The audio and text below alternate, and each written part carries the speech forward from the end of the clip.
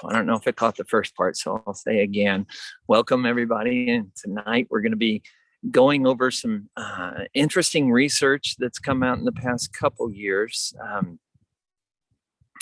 from two different Harvard-trained PhDs in different fields. And one's going to be a little bit more experiential, and one's going to be more classic research. Something I really like. One thing I would ask is to make sure everybody's muted, because I hear something in the background. So if you can, make sure you're muted. Let's see. And so let's talk about this. So this self-actualization, enlightenment, goes by a lot of terms. And it's been around for thousands of years. Every religion and every culture has its own kind of description of it. And, so it's a phenomenon that's been around a long time, but the research into it has been very difficult and very hard to come by. And so, there's a lot of different. Also, I'll tell you this, like when you dive into Buddhism and some of these older ones, you'll see that the writings and such and the way they talk is completely different.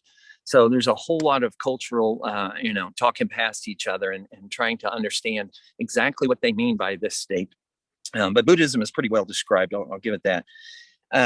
But there's bias. There's a lot of bias inside of whatever path. And there's also the phenomena of identity, that people get wrapped in this spiritual identity and they're repeating stuff they don't know firsthand, but acting as if. And then, of course, the money and fame when spiritual teachers come about. There's a lot of ways to corrupt this, and a lot of ways that kind of cast doubt on that this phenomena even exists, that there's some kind of shift that happens in our psyche and in our persona. A lot of times, we will confuse the teaching with the experience. And I jotted down in my notes here the classic Buddhist illustration of the finger pointing to the moon is not the moon. The teachings, they're the finger that's pointing to it, but it's not the moon, and this might be also a good time to recap what we're doing here, right? Meditation's not the goal here. Meditation's not at all. It's just a part of the process, right? So mindfulness meditation is there to foster and create mindfulness, which is this capacity, this state of mind of clear seeing, right? And that's not the goal either. And mindfulness right there is to lead to awakening. So it's like a multi-step process. And sometimes we get hung up in this step, we forget where we're going. So in a lot of, I'm going to rely on another Buddhist parable here of several blind men describing an elephant, right? And so if you were to gather 4 or so blind men together, and they all go to describe the elephant, and one comes up to the trunk and he's feeling it and going, and he's doing his best. He's giving an honest assessment of actually what this elephant is. And he says it's like a tree trunk, or like the other one says like a large snake. The other one says like a snake with hair on its face, he's got the tail, and they're all doing their best, but from their limited perspective, that's the best they can come up with. Right. And so when we have the advantage of, this ability to communicate over the past, couple decades and do this research, we can get a much better picture of this elephant and see what it is, and not just rely on one perspective and or one school of thought and the descriptions that come from them. So that leads me to some of the coolest research that I've seen. I parsed through a bunch of literature throughout the years, and the research from Dr. Jeffrey Martin, who's a Harvard-trained psychologist, has been going on since 2006. You can find his work on nonsymbolic.org or the book that they released about 2 years ago, maybe 2 or 3 years ago, called The Finders. And that book had a rather large impact on me. I was it was mind blowing to read The Finders. And so what they were studying was persistent and ongoing forms of non-symbolic experience. And when he talks about this is the first bit of research we're going to dive into. They'll refer to enlightenment as fundamental well-being. I try to strip any kind of cultural baggage around these words, but fundamental well-being. And what is fundamental well-being?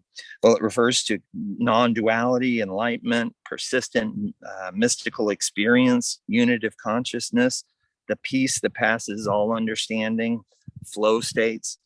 So those are some of the things that we're going to, the words fundamental well-being are going to be representing. So this project started in 2006. It started with just 1,200 participants. It's since grown, and these they were using the best and still use the best psychological testing. They use the gold standard testing to test for cognitive abilities, psych abilities, and they also use neuroscience tools such as fMRIs, EEGs, even breath analysis, trying to see what physiologically, and these are not short tests they're doing. These were 6 to 12-hour interviews with these people and then some follow-ups. So over the years, they gathered a bunch of data and they parsed it out. And it's really fascinating data, because what they did was they described these states of awakening in locations. And so this went across all religious traditions, including, agnostics and atheists. It went over 6 continents. So let me make sure I've done that justice. So, let's dive into it. So we've got a lot to discuss, so I'm probably just going to zoom through this pretty quick. Location 1. This is probably, I think you would say, the most common. These are going to be some of the descriptions into location 1, which is what you would call the descriptions of this form of awakening. And we're going to talk about location 2 and a little bit about location 3, and then 4 through 9. I'm not really even going to mention because they've become exceedingly rare and they're very hard to function in the world at times. But the first 3 are probably the most interesting. So, location 1, some of the characteristics of people that are in location 1 that have had an awakening experience, either sudden or gradual. And it's kind of interesting before I go through this. If you've had it gradual, there's a part of the brain that can pattern this over as normal. So listen to this intently, and you might find that this might apply to you either lightly or strongly. So I'm going to give a few characteristics. So in location 1, there's a fundamental sense of okayness, that everything is fundamentally okay in my existence. You may have to look past the emotional states in the foreground. You still have the ability to get in moods and get upset and be happy or sad, but underneath, is life fundamentally okay? Is there a well-being that exists underneath all these transient emotional states? There will still be, in location 1, there's still a mix of positive and negative emotions, right? There's still things like addictions, like to nicotine, caffeine are common. They say it's very possible to miss the transition to 1. And the people that are doing it gradually it's possible for them to miss. Psychological triggering can still occur, which means our psychological, conditioning can still be triggered. But the bounce back time is rather shorter. It doesn't last as long, right? And so we have the ability to interrupt these pathways as, our psychological conditioning. In this state, speaking of the psychological conditioning, there's deconditioning cycles, and they average 2, 3, and 7 year cycles. And what that means is during these, like say during the initial 2 years, the major your major psychological patterns that are causing you suffering start to unwind, right? So there are these, what they refer to as deconditioning cycles. Those are averages. It says the individual stuff might vary, but this is the average that they came up with, the 2, 3, and 7-year cycles. The deconditioning cycles can be accelerated through practice, and this varies also from person to person. The first 2-year cycle that people are on when they're in this stage can show a lot of changes in goals, motivations, career shifts, because really fundamentally the way they're seeing the world starts to shift, and the values start reflecting it, and the behaviors start reflecting it. So a little bit more about location 1. There's less of an egoic sense of self. Soon in the next part of this, we'll be talking about the hemisphere, left hemisphere, this sense of self. So when there's less sense of self, how you'll notice that is there's less self-referential thinking. I need this, I want that, all the I stuff starts to calm down, and orders of magnitude as it increases. There's less concern for the narrative going on, but there seems to be the distance between it, taken quite so seriously. The way I've heard it described and I've experienced is there's space between the narrative. There's space between the awareness, we're seeing it, not being it. Is people that work with me hear me say all the time, we're seeing the narrative. We're not completely identified with the narrative. One of the big things is basically you're noticing basically that you're not the voice in the head. That's probably the hallmark right there, is just noticing that there's a difference between the thoughts and consciousness itself. There's less of a need to add things to life. But in this state, the mind still remains dominant until the deconditioning cycles of our psychological patterns have run their course. But we're still in this location. We're still very much functional in the world, can still manage people, can still do these things, the expectations of the world. Because it's kind of like you start to have one foot, in a different realm and one foot in the world, but you're still very functional, which is not the case in the later stages. So location 2. Location 2 contains most all of what you saw in 1, but a deepening of it. And the main criteria that differentiates location 1 from location 2 are non-dual perceptions. When you start to see there's no self, we can see things as one unified field video. So you could refer back to that on the YouTube page. But that's another characteristic of location 2. Another characteristic is more intuitive decision making.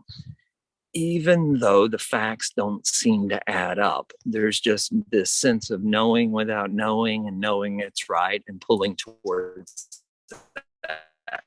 So enough participants responded to that's one of the characteristics. And like I mentioned earlier, there's a deepening of the characteristics in 1, and little to no interest in all stories. Not only your stories, they become less interesting in other people. We become less interested in the narrative stories of life. As a result, for a lot of people, relationships can start to suffer in this. If one partner is shifting this dramatically, the relationships and the things around that can start to suffer. But there is a greater sense of presence because there's less past and future, which is also left hemisphere dominated. It's more about presence. So the deepening of being, the deepening of presence becomes more obvious in location 2. The drop in motivation becomes rather poignant. It's rather obvious because we're not being driven by egoic, we're not being driven by fear, we're not being driven by desire. So what we would consider normal motivations seem to fall away in this location. So but there's access to a full range of emotions. Still can be angry, still can love. There's still, so a lot of the parts that make up being a human are most definitely still there. In this location, there's still a strong capacity for personal love. So people can still have, and that might make sense a little bit further down if you compare these. In some of the locations, that's not the case. The sense of self is completely out of there. So that's location 2. I'm wondering if I've missed anything here. I don't want to pause too long. So they get less and less common. Location 2 is not that common. Location 3 is rather uncommon. Location 3 is the end goal in some Eastern traditions, but all Abrahamic traditions, and probably, I don't want to speculate on that, but they say some Eastern traditions. I haven't really dove deep to see which ones they're talking about, but they do say all the Abrahamic traditions. So location 3 is where there is only one continuous positive emotion. Everything is a derivative of love, compassion, and joy. And right hemisphere dominated emotions. Panpsychism or all pervasive consciousness have to them. And panpsychism means that the sense that everything has consciousness and everything is created by consciousness, right? And all pervasive consciousness, which kind of hard to explain. And then this next part's even a little trickier because they say in location 3, dualism comes back. It'll disappear in the later ones, but there is a self that merges with the divine or God in this. So this is also described by everybody feels like the ultimate in human experience. Like this is it. This is, God is love and you're a God and this is it. But still with a sense of duality that you're here and, there is a Godhead or unity out there that you're merging with. And location, they say it's very difficult to start managing resource. This is not the person you want managing your business. Because they're, because there's this all pervasive love. And so this is what they're describing. I'm not in location 3. This is not so about. So this is something I'm definitely reading to you guys. So then location 4 on, they get so trippy. I thought, well, maybe I could talk about them, but I have other stuff I wanted to talk about. So I would refer, if you're interested, the book is called The Finders. It's on Audible and it's in paperback as well. The Finders by Dr. Jeffrey Martin really lays this out in detail. And they gather together all the data and what I wrote 2 or 3 sentences, they have 2 or 3 chapters for. So there's a lot of information there. But I'd highly encourage you, anybody that's interested in this process that leads towards this awakening, you might want to check out and see what the actual data is talking about.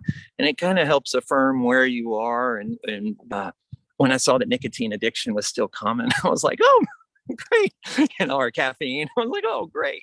Back when I was first learning about it, it was, it kind of normalized it for me. So I would, I would highly encourage that.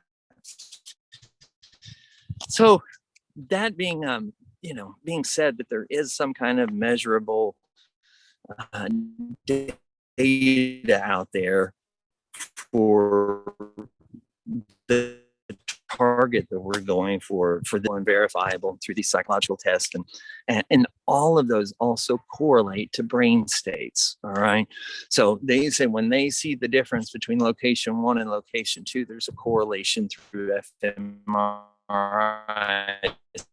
The different parts are being activated, which brings us to some of the more exciting stuff, and that's going to be Dr. Jill Taylor's work. She didn't like to go by doctor, but she goes by Jill Volk Taylor. And she's also coincidentally Harvard trained. She's a neuroanatomist.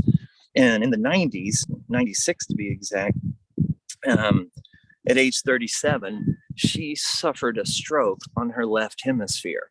And over the period of 4 hours, everything completely shut down. Her ability to understand language, to remember the past, predict the future, to talk, the sense of self dissolved. And so over that into the right hemisphere, and it took her about 9 years or so to be able to regain the fact that she lived was a gift to the universe, not only obviously to her, but then the fact that she did the hard work in the neuroplasticity of regaining the ability to talk and to communicate.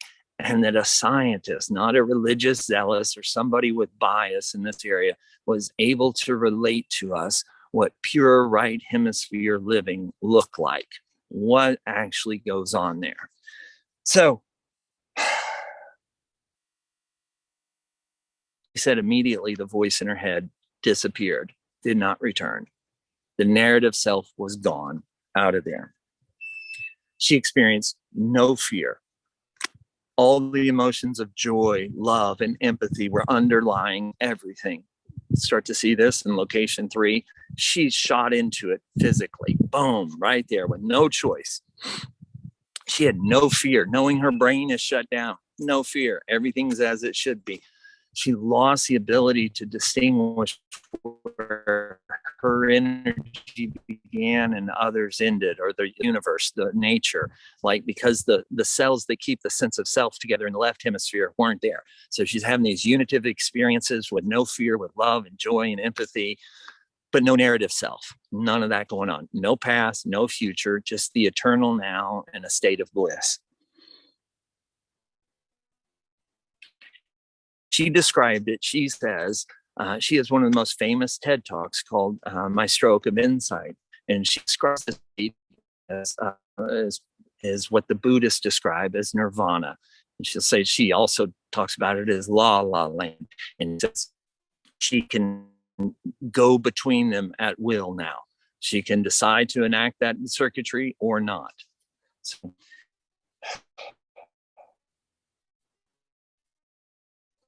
that amazing.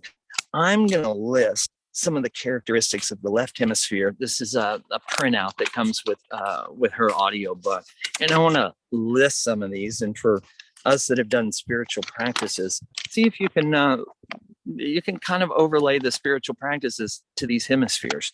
So I'm going to be first. I'll say the left hemisphere, then I'll say the right hemisphere. And so these are. We'll go over the think and feel stuff first. So the left hemisphere thinks verbal, the right hemisphere nonverbal. The left thinks in language, the right in pictures. The left thinks linearly, the right thinks experientially. The left past and future based, the right present moment based. The left analytic, the right kinesthetic, body, feel, as you hear me always say. The left focuses on details, the right looks holistically at the big picture. The left seeks differences, the right seeks similarities. The left is judgmental, the right is compassionate. The left is punctual, the right is lost in the flow of time. The left is individual, the right is collective. The left is concise and precise, the right is flexible and resilient. The left hemisphere is associated with being fixed in ideas. The right is open to possibilities. The left is focused on me. The right is focused on we. The left is busy. The right is available. The left is conscious. The right is unconscious. The left is structure and order. The right is fluid and flow.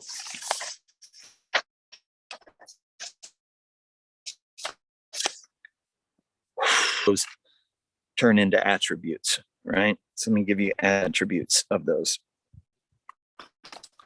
So the left would be more constricted, the right more expansive. Notice that, constricted feeling, expansive feeling. The left rigid, the right open. The left cautious, the right risk-taking. The left fear-based, the right fearless. Right? The left hemisphere, stern. The right hemisphere, friendly. The left loves conditionally. The right loves unconditionally.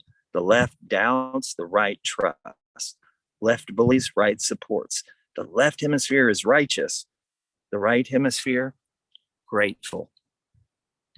The left hemisphere manipulates. The right goes with the flow. The left wants the tried and true. The right wants the creative and innovative. The left is independent. The right collective. The left selfish. The right sharing. Left critical. Right kind. Last two. The left is superior, inferior. The right is associated with equality. The left, right, wrong, good, bad. The right hemisphere, contextual, making all those judgments in context. So to me, that shit's mind-blowing. That's every spiritual practice that I've ever heard overlays from left to right just really, really well, right? That right there to me is really crazy. So, I'd invite you to just think about that for a second and notice these spiritual practices that we do, such as meditation, right? We're in the left conceptual thinking. We go to the right through feeling, feel. We could go through so many different, yoga, you get the kinesthetics, the body. There are so many different, what we call spiritual practices that you can see the tendency is going from left hemisphere to right hemisphere. She's a huge proponent of mindfulness, and she doesn't use anybody's pre-existing mindfulness. She has something that's she has an acronym that she's coined herself that uses the word brain. And she at first, before we get into brain, she divides these up into 4 different characters. She likes to talk about characters. And so, and I do like the way she describes this because it is very interesting. So the left hemisphere, just a little bit of background on how she's come up with this. The left hemisphere and the right hemisphere share the same amount of neurons with the limbic system, right? So the left and the limbic is where emotions are, right? And so it's this low, different part of the brain, but they each share equal amount of neurons. So she calls this the left hemisphere character 1 and the emotional response character 2, the emotional response. Over here is character 3, and then the right hemisphere is character 4. So she calls out, and she gives pet names to her different characters. Is she acting emotionally out of fear? That would be, character 2. And so she has names for them, and she can kind of identify what's happening, what part of her brain is being activated at those times, or what part she's operating from. Her acronym, brain, the B stands for breathe.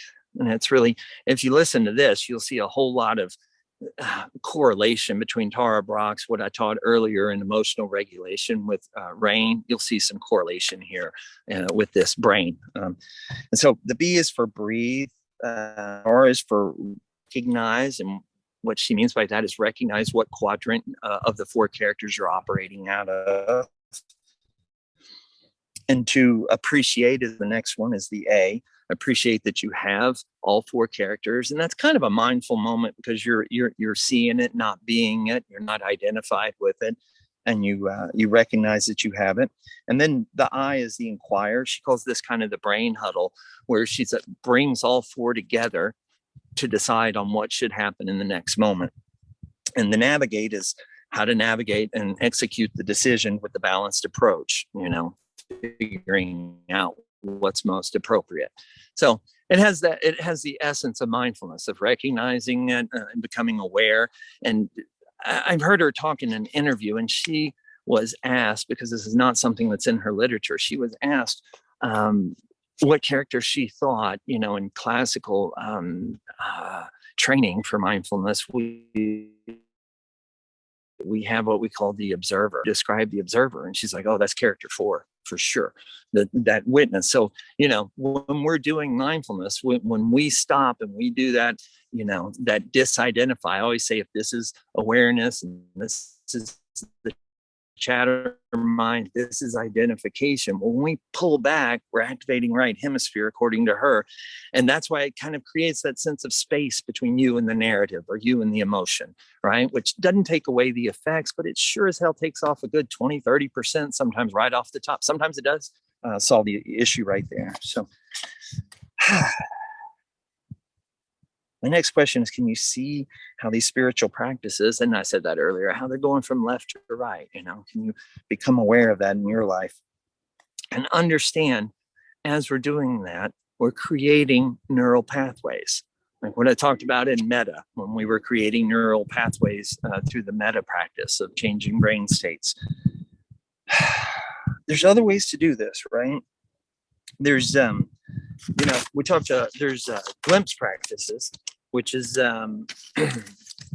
more of a psychological way to go about this, from the Mahamudra and some of the non-dual practices from the East, where we have these glimpse practices that kind of shift our perspective and allow us to make that shift. But it's kind of coming, in the beginning from intention, from our awareness, this powerful awareness is focusing on these things that have the right hemisphere attribute, and there's a shift, but it's coming from that way. There's other ways. You can have a stroke. That's another way. But you can also sustained meditation.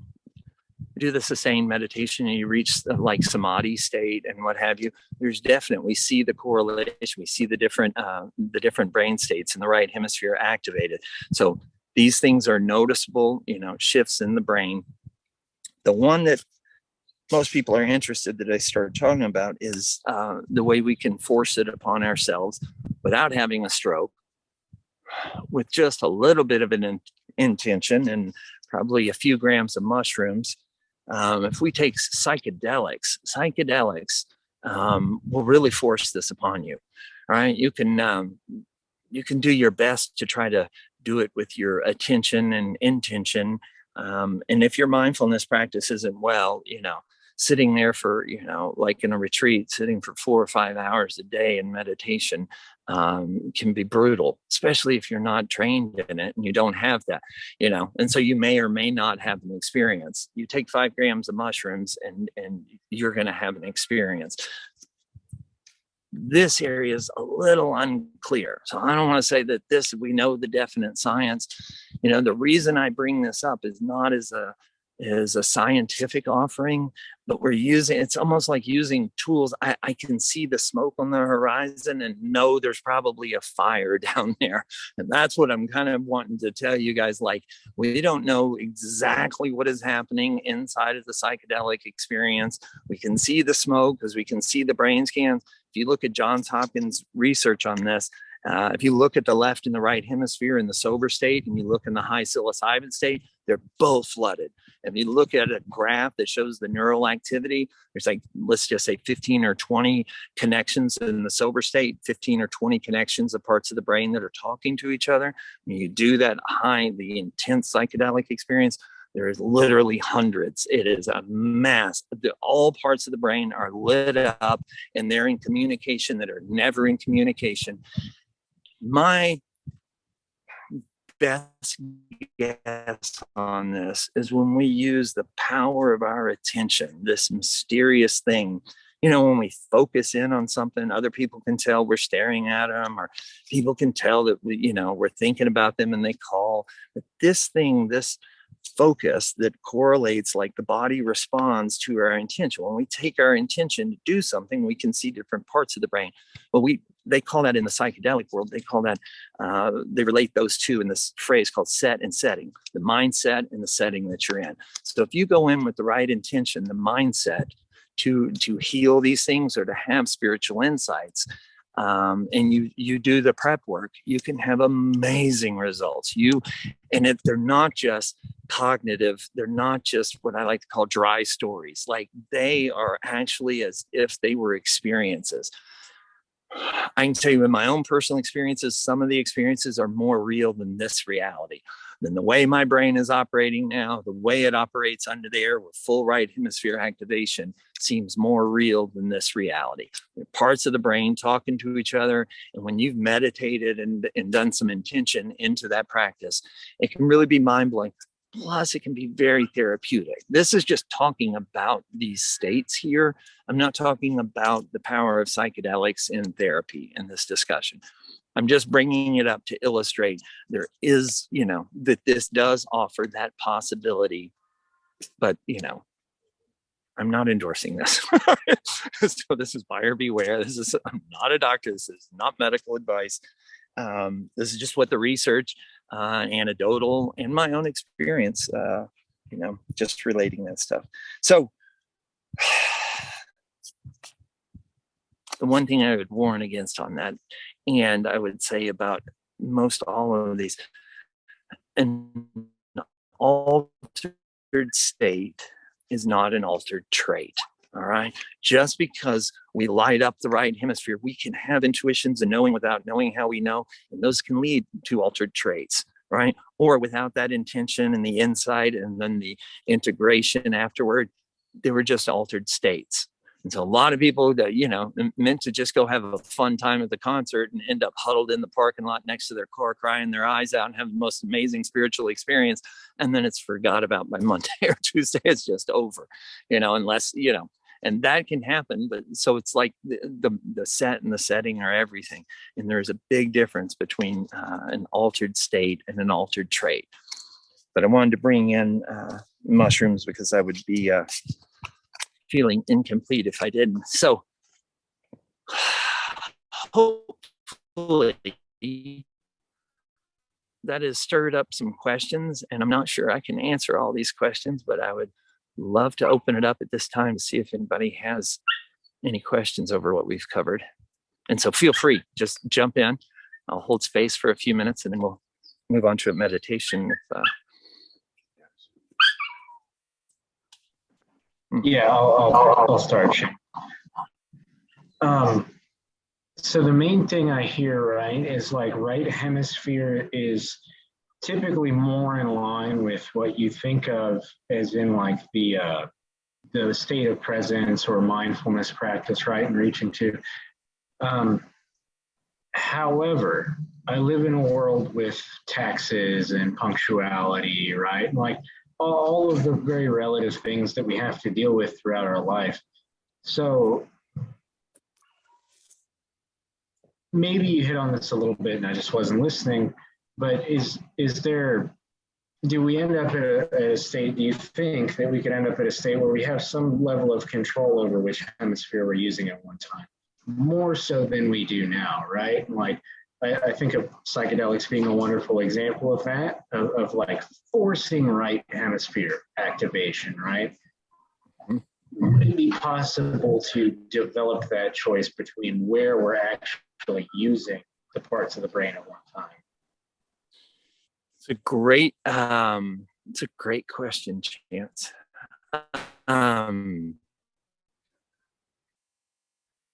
So in Dr. Martin's work, they talk about sliding between locations. All right. And what I talked about in like location one, which I know a lot of people that fit into location one to different degrees, you still function in the world. You still function. You have a lot of these attributes of well-being and what have you. I think that the more intense that you get, like full right hemisphere activation, Jill Taylor went into full, complete 100% enlightenment where she cannot function in the world, could not, because she can't even speak. She can't do any of that. So if I had to make a guess from the literature that I pulled in, and this is definitely not science, this is a guess, but if I had to guess, I would say we're probably born with equal hemisphere activation, and that by age when we start seeing this whole sense of self formed, and you've heard me talk about this before, Chance, about 5 or 6 years old, we're completely living in that sense of self. Words have connotation and meaning, and we're having responses. We're completely identified with that narrative. Like we've been really indoctrinated into culture by the time we're in kindergarten. It's really there. Why would I say we're so left hemisphere dominant? Because that's language, that's past, future. That's the way we communicate. We talk, and this whole society communicates through shared stories and stuff. So it feels like that left hemisphere gets a lot of dominance because that's what we have to do in order to operate in this society. Coincidentally, definitely not science, but it did take the Buddha 6 years trying practices from the day he said, screw this, and left the palace and went out. So it did show that even with, a normal person, somebody that was called a normal man, had to put a lot of effort into all these yogic practices before he found the middle path. But it shows that this neuroplasticity, it looks like what was happening during all that time, because he's doing all these right hemisphere, all the ancient Vedic practices. He's doing all that, which most all of that's right hemisphere dominated. So it looks like we're creating neural pathways. And with neural pathways, I would imagine we have the ability to go back if you choose. I know from my own small bit of awakening, whatever degree it is, I have complete access into being an irrational asshole if I wanted. I just don't choose to. So it's not that I don't have that access. I've got plenty of access to it, but I don't choose to. So I wonder if was that answering. Can you unmute yourself, Chance? Was I answering your question about the shifting back and forth between the two? Yeah, I think for the most part, I think it's one of the topics that's a little bit harder to talk about, right? In terms of like everybody's lifestyle is going to end up different. Everybody is going to end up in a different life situation, right? And so, I mean, a big part of me is basically just wondering, you might be able to hear my screaming children in the background and my wife walking around. Like I have other people in my life that are not following the path. And maybe this is a follow-up question, you can shut me down, but would, continuing further on actually alienate us in a sense? Yeah. Yeah. I would, Chance, I would, I think there's use this statement, you're perfect as you are, but you could use a little improvement. Some of our Torah Brog say a lot, because those are two different realities. The ultimate reality, you're perfect as you are, but relative, it could use a little. And in that little improvement, as as you're gaining in the spirituality, all you're doing is increasing love and compassion and things like that. You're not once you're getting into that location too of non-dual perceptions, you're still able to have dualistic perceptions. You're not catatonic like some of the locations past 5 can become, like some of these yogis in the Himalayas. You're not like that at all. You still have the ability to function in the world. So, years in the path of moderate work, it looks like, because when they talk about that, sometimes these 7-year cycles in that location 1, just remember in the back of it, that location is characterized by everything is fundamentally okay. I'm going to be okay. Everything is fine. You still get caught up in the BS of the day. You still have the emotional stuff. By the time you're in location 2, it's a more non-dual experience. The okayness has risen more up to the foreground and less to the background. You're not riding these emotional. You're more chill. You're not, notice you haven't raised your voice in months and months, and you're not, there's just this, the Richter scale is getting, the peaks and valleys are getting smaller, so that's my best. There's a whole lot written about it. You'd have to read it. That's my best consolidation of it. And, I don't think you're in danger of going into a state of love and bliss to where you can't change the diapers anytime soon. Yeah. Yeah. All right, cool. Does anybody else have any questions? I have a question, Chris. Sure. And if it's like super too geeky, we don't have to go there. But Okay. So I've read a lot about different Native American cultures. And one of the things that really strikes me is how the languages differ so much from our language base, especially in relationship to natural elements and gender or lack of gender, things like this. So is there ever been any research on how languages that are less ego-based or gender-based or IU-based experience right brain, left brain, or easier access to the right brain? Right. Right. I wish I knew that. I don't know that. But I think that's So if you ever fast. hear anything, let me know. It just Yeah. came to me like, whoa, if we didn't, so our system is part of what makes it so hard for us to access the right, because that's based on everything you described on the left.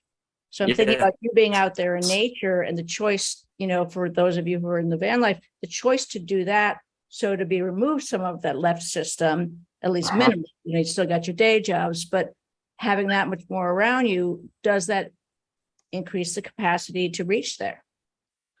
Yeah.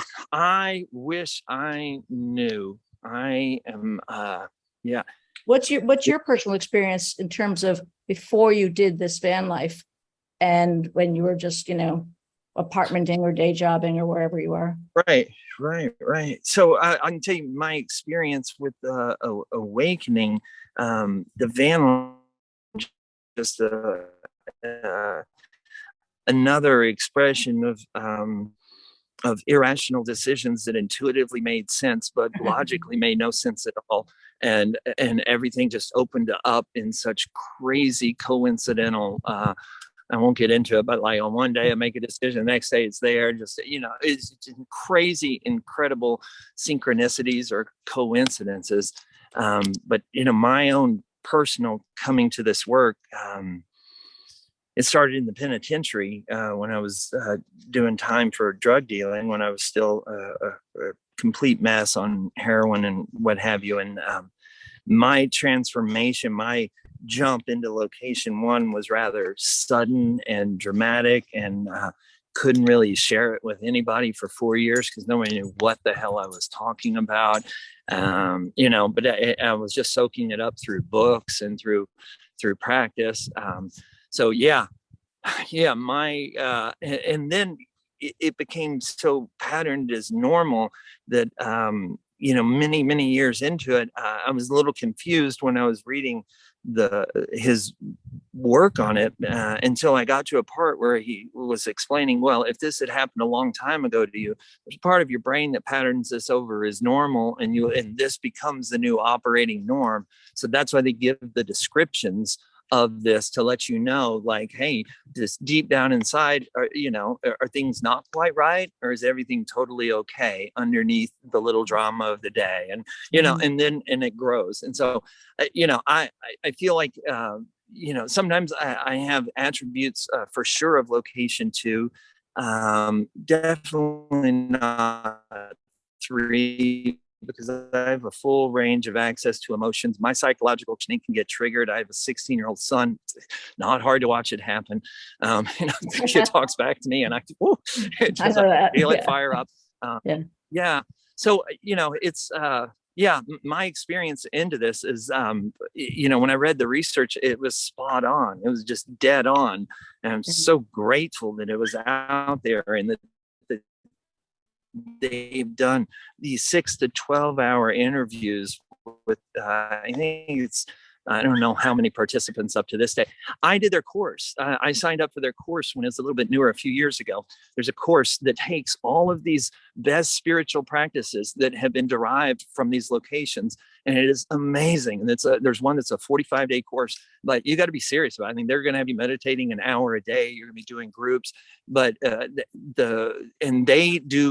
will end up doing more than a few psychological tests because you agree to be part of the research. So they will test you up one side and down, and you will be sitting at that computer answering questions after questions at different university websites for this to even take the course. And so I don't know where I was going with that, but yeah. Well, So you opened up the conversation more, and it's interesting to hear. yeah. Both And from the first hand and from the science. yes, it is. And the fact that they have a long course and they have a small course. Oh, and it's something up to 80% report an awakening by the end of the course. And if you don't, they'll put you on an extended 4 extra weeks, which even Wow. raises. Wow. Yes, it's quite amazing because they go over.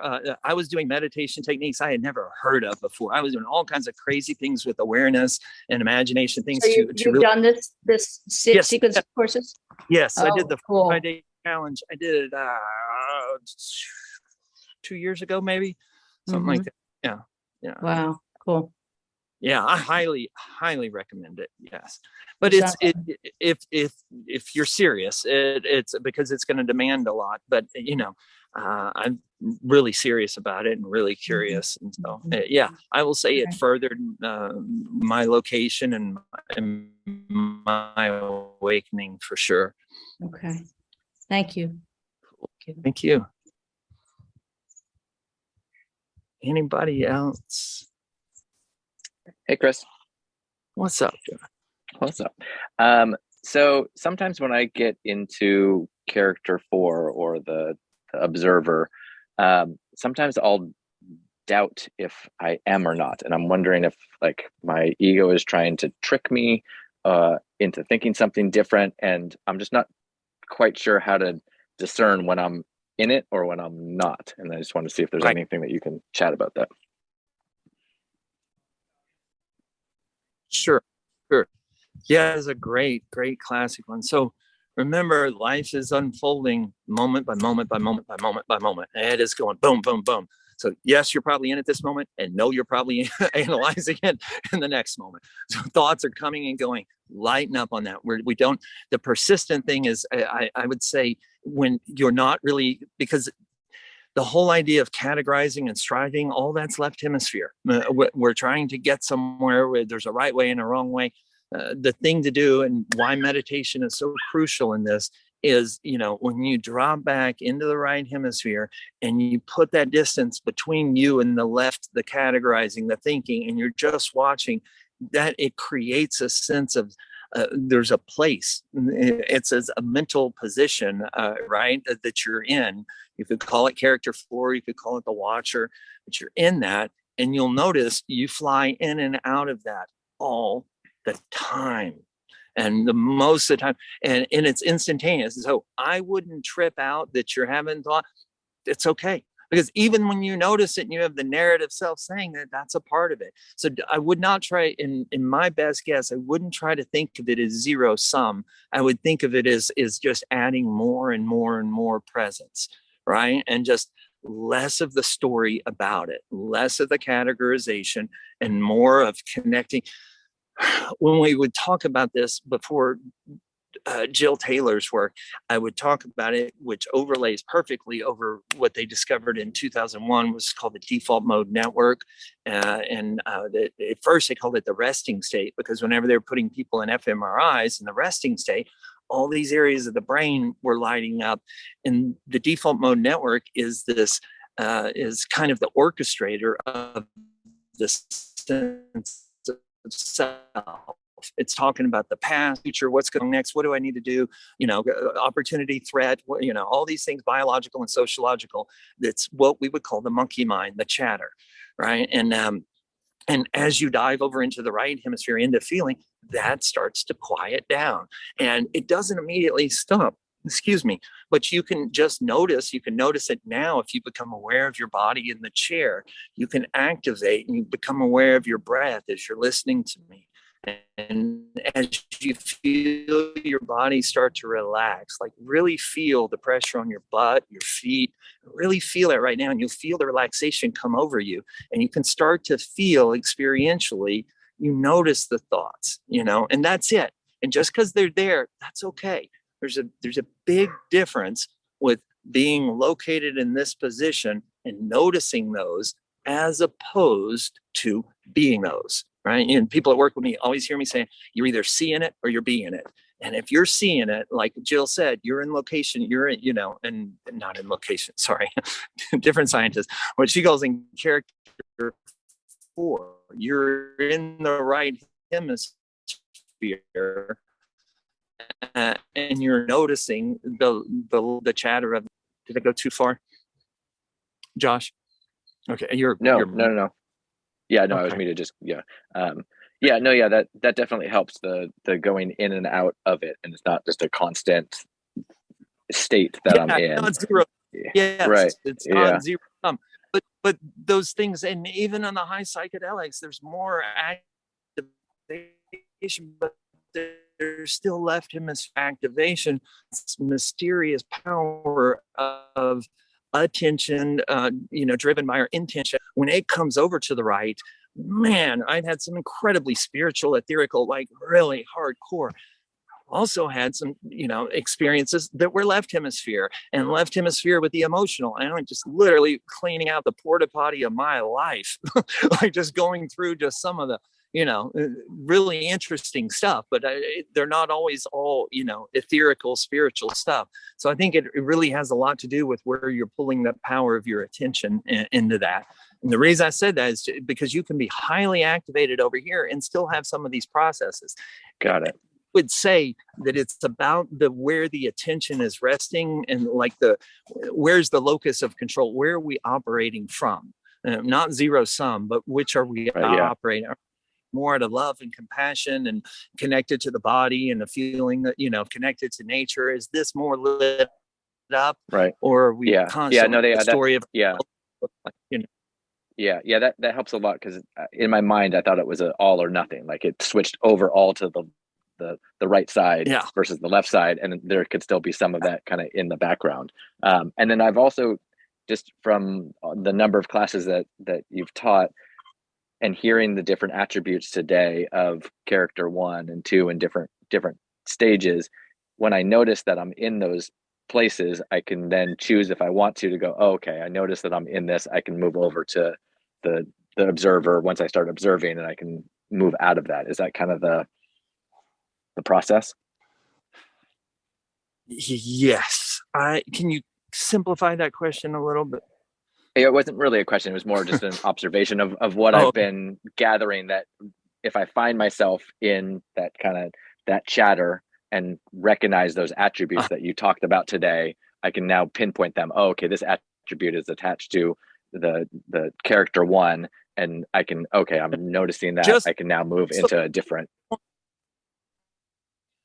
Just the point of noticing the narrative, you're already there. Just the point of seeing it is not right. Okay.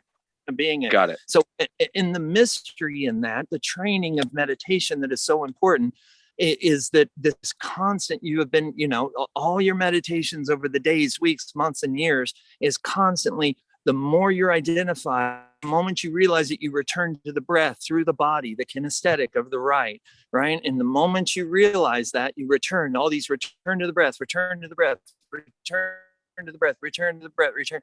And that bleeds out throughout the day. There's no such thing as meditation. That's closing your eyes, seeing how crazy the mind is at any given point. And you're returning. So then when you're going throughout your day, you're like, oh, you're lost in it. And, you notice it, and boom, the neural pathways of that, jumping over to the right hemisphere are there.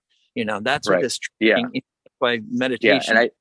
And it feels like, knowing that now in just the way that you described it, I can recognize once I have that notice that, okay, I've moved over from where I was to now I'm in that other place. So that helps me to have that in my head now. So cool. Thank you.